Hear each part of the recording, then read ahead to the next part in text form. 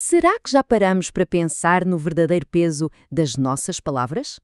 Hoje vamos mergulhar num sermão que leva essa questão ao limite. A ideia central é que cada palavra dita não é apenas um som que se perde no ar, mas sim uma semente que pode definir o nosso destino espiritual. Vamos ver como isso se desenrola. E o ponto de partida é precisamente este. Esta citação é a base de tudo. A ideia de que as nossas palavras não desaparecem, mas que, pelo contrário, se transformam nas provas do nosso próprio julgamento, é uma declaração muito forte, não é? E que define o tom para toda a análise que se segue. Então, qual é o grande problema aqui, segundo este sermão? É algo que todos nós usamos todos os dias, a nossa língua.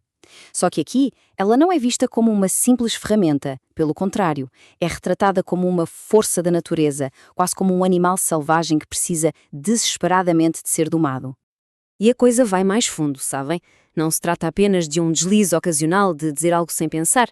O sermão sugere que a língua tem uma tendência natural para a negatividade, quase como um instinto para o erro. Pensem nisto. A ideia de que uma parte de nós precisa de vigilância constante, senão pode causar estragos, é uma visão bem intensa da natureza humana. E as consequências, como se pode imaginar, são enormes. Uma palavra mal colocada não só nos desvia do nosso próprio caminho espiritual, como pode arrastar outros conosco. E no fim, como vimos logo no início, será preciso prestar contas por cada uma dessas palavras. A responsabilidade é, imensa. Certo. Se a língua é esta força tão selvagem, como é que se pode controlá-la? O sermão é muito claro quanto a isso. A força de vontade, por si só, não chega. A solução proposta é bem mais drástica e, segundo o autor, muito mais poderosa. Uma purificação através do fogo divino. E, para que esta ideia de purificação não fique só no campo abstrato, o sermão foca-se numa história muito específica da Bíblia, a de Isaías. A experiência dele é apresentada como o exemplo perfeito, quase um manual de instruções de como se deve preparar a fala para um propósito superior.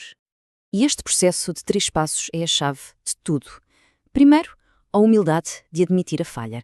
Depois, a aceitação de uma intervenção divina. A imagem da brasa a tocar os lábios é fortíssima, não é? E só então, depois dessa transformação radical, é que a pessoa está verdadeiramente pronta. Passa de pecador a mensageiro. É uma mudança completa. Mas por que esta urgência toda para purificar a fala? Bem, o sermão argumenta que não há tempo a perder, porque há uma ameaça externa a aproximar-se, uma grande perseguição que irá testar toda a gente. E é aqui que a ameaça se torna muito real. O orador lança esta pergunta diretamente à sua audiência, sugerindo que os muros da igreja não serão suficientes para proteger. A ideia é que a censura do mundo exterior vai acabar por invadir o espaço sagrado, e aí a coragem de cada um será posta à prova. O aviso é muito direto. Virá um tempo de ódio e perseguição, um verdadeiro teste de fogo para a fé. E, na visão particular do orador, a origem desta ameaça tem um nome, a ideia comunista que ele acredita ter como objetivo final silenciar a fé. E neste cenário de perseguição, o sermão traça uma linha muito clara. Uma coisa é ser tímido, que é visto como um traço de personalidade.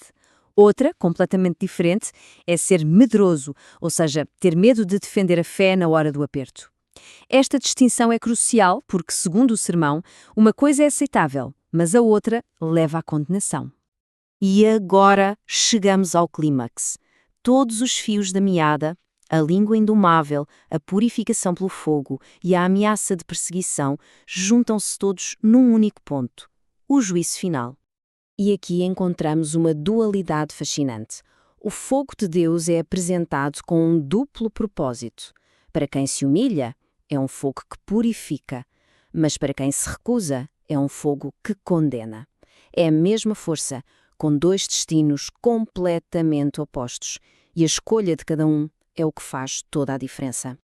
E com isto, o círculo fecha-se. Voltamos à ideia inicial, mas agora com todo o seu peso. A responsabilidade pelas nossas palavras é total.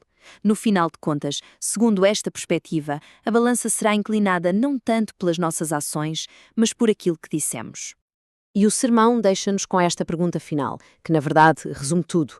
No fundo, é uma questão de soberania. Quem está no controle?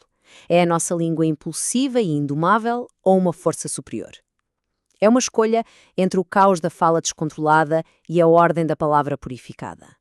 Uma reflexão sem dúvida poderosa sobre o verdadeiro peso do que dizemos.